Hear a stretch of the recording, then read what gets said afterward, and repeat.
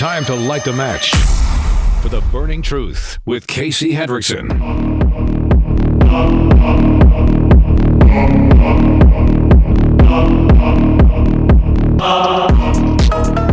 Good afternoon. Thank you for tuning in to The Burning Truth. I am your host, Casey Hendrickson. Don't forget, you can watch the live stream on Rumble, rumble.com/Casey the host. Hit subscribe, hit that thumbs up button. Would really appreciate that. It's been a couple of weeks because I've been out of the country, but joining us on the line right now is Congressman Jim Banks. Congressman, how are you this afternoon? Hey, I'm good, Casey. Good to be with you. Yeah, thank you for joining us. I thought this was pretty interesting, actually. Indiana seems to be moving in the direction of just kind of saying, hey, Communist China, like, you got to get out. And I feel like they were kind of pulled, not the state, but I feel like the current administration was kind of pulled kicking and screaming down this path. I think there were some people who were running for the gubernatorial race who did not win, who probably wanted to continue investing with China. I know how you stand on it. I know how I stand on it. But, you know, when the Indiana Deferred Compensation Committee eliminated public retirement assets from 2 outside investment funds because they're divesting from Chinese entities, I had a little smile and a little clap. How about you? Yeah, same here. And you got to give credit to Elise Nishala, our new state comptroller. Yeah. It was her leadership here that made that happen, along with Daniel Elliott, our state auditor, as well. Those two have been really fighting this cause. Keep in mind that there are a lot of people in Indiana who think that we shouldn't elect these positions.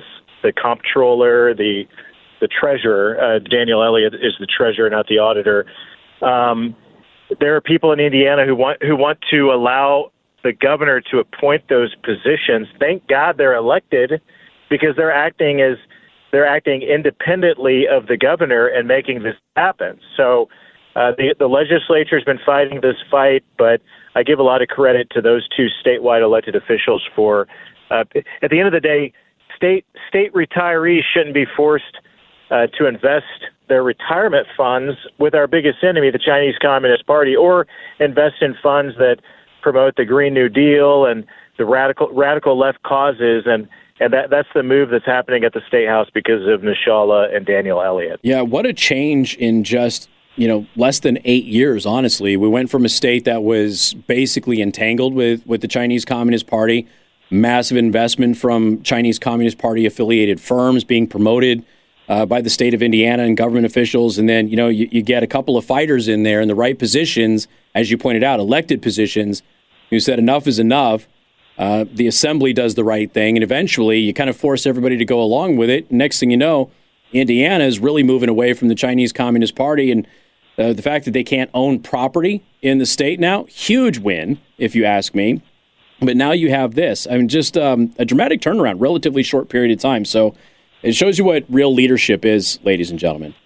And yeah, I don't want to ding on just the current governor. The last 3 governors have done trade missions to China and have been entangled in these sister city, sister state programs, and they go to China and they think they can lure them to invest in Indiana and make a big jobs announcement splash. But Casey, there are always strings attached. And those strings attached are not in the best interest of Indiana or the United States of America. Those strings are always attached for China's benefit. So it's time to cut the cord, and we got some state legislators who are fighting to get China out of Indiana, and it's good to see some statewide elected officials pick up the cause too. Absolutely, kind of just in line with China. I know that I was just in Europe, and we did Scotland, England, Wales, and Paris, France. Now, the reason I'm bringing this up, Congressman, one of the big failures of Trump's previous administration, and one of the things that people like me are desperately looking for him in his next administration, should he be able to overcome the obstacles and get back into the White House here, is we have got to fix social media and censorship in this country.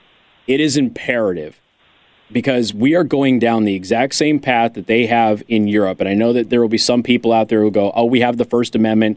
But that doesn't apply when we're talking about private companies. And the government has already carved out this exception for them. They've been censoring people for a very long time. I know that I've been censored at least very, very actively since 2016. It probably went back before then. But, Congressman, I wanted to share with you something that happened when we were in the United Kingdom. Some people came up to me in our tour group, and they said, have you checked Facebook today? Now, I'm banned on Facebook, so I couldn't, but they started pulling up their Facebook feeds, Congressman. All of their political posts were grayed out automatically. The post title was gray, the graphic was gray, the URL to the story was gray. All of it was gray. Posts about their family, their personal life were just fine. Only political posts were actually grayed out. And I'm assuming this is all done with an algorithm and that it was all automatic. But it was something that for us as Americans in Europe, we're like, okay, this is where they're trying to go at this point. And I really would love to get a sense from you, what is happening on the House side now and what can we expect in the Senate when you get to the Senate to fix this problem?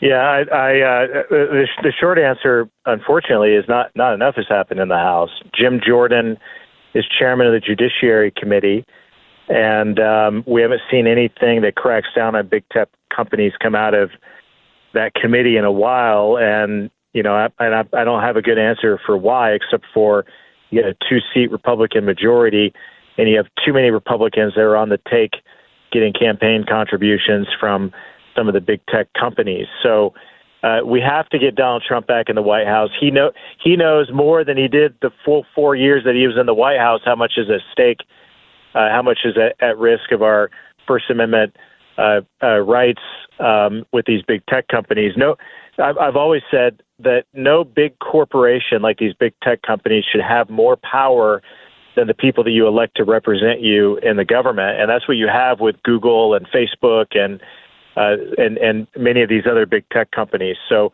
we got to do something about it. I know it's something that my friend J.D. Vance is going to be a great vice president, something that he's deeply focused on. So he'll be a great advisor to President Trump on how to tackle those issues. But you're right, we can't go down the path of Europe and other countries. Unfortunately, we're headed down that path. I mean, I'm an elected congressman, and I've been censored by Facebook. If I should be able to say anything in the public square online that I can go to the floor of the House of Representatives and say, but I've been prevented from doing that by Facebook on a number of occasions. So we can't let them continue to get away with it. We got to do something about it, but it's going to take President Trump back in the White House to make that happen. Yeah, and I mean, I'm in agreement too. Obviously, I think that every American citizen deserves the right to be able to say what they want to say, but at the very least, I don't even understand why Democrats aren't even pushing this, especially with Elon taking over X. But it seems to me that if you're a politician running in a campaign or you're an elected official or a government official, at the very least, it should be illegal to censor anything that you say, even if we're talking about just limiting its distribution to the audience, because those are the things that people desperately need to hear. I know that we've had emergency alerts and things like that nobody was able to see because I was being censored by Mark Zuckerberg and Facebook, and we're just trying to find kids who are missing, for crying out loud, and they won't show those posts to anybody. So we knew that it was happening. Obviously, we've talked about it quite a bit, Congressman. I know that you and I have talked about it previously, but I had never actually seen it in action before, where it was just automatically graying out any political posts. It was just absolutely insane that they have the software to do that stuff. And if they have the opportunity here, they'll do that. And I firmly believe that they will do that. We don't want that to happen in the United States of America, and I think most Americans get that. But that's what's at stake in this next election. Yeah. Just real quick? I know that you're short on time here, but your take on I guess we can call it a debate. It really wasn't. I feel like it was largely a waste of time and clearly 3-on-1. But I still think that Trump held his own. I don't think that he lost. I don't think that he won anything. I don't think Kamala won anything. I don't think that any undecided voters were swayed. But what do you think? You have a whistleblower at ABC coming out right now saying that the questions were given to Kamala beforehand, that she was warned that Trump was going to be fact-checked. It wasn't a fair debate, but Donald Trump is used to that. And the poll numbers are showing that he gained more from the debate than what she did. So I think that makes Donald Trump the winner of the debate. I'm focused on November 5th, and Donald Trump has the momentum, the Donald Trump was never leading in the national polling in 2016 or 2020, and today he's leading in the national polling. He's leading in the key battleground states, and we got to close the deal, seal the deal on November 5th, and get Donald Trump back in the White House. Our kids are counting on it. Trump announced today that there won't be another debate with Kamala Harris. Do you agree with that decision? That's up to him. I mean, I thought he did great in the debate. He shines in the debates, and but these moderators are never going to give it doesn't matter what network, the moderators are never going to give Donald Trump a fair opportunity to debate his opponent. And he knows that, the country knows that, and I'll defer to him on whether or not he wants to put himself in that situation again before the election. Yeah, I said it yesterday, and I've said it before, and I don't know, maybe you agree, maybe you disagree, but I think it's time that the Republican Party strongly consider not doing any cable or network news debates and force the Democrats to go to neutral third parties that might not have a dog in the fight. And I don't know if anybody's going to be willing to do that or not, but it's worth a try if you ask me. So yeah, I'm finding that in my own race. I mean, show me a truly unbiased moderator, and I'm happy to debate my opponents. But it's hard to find that with the mainstream media.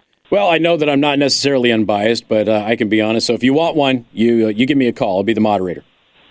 You got it. It's a deal. I appreciate it. Congressman, thank you so much. And again, you're running for Senate. If you want to give out your Senate campaign website so people can learn more about what you're standing for and how to help you out.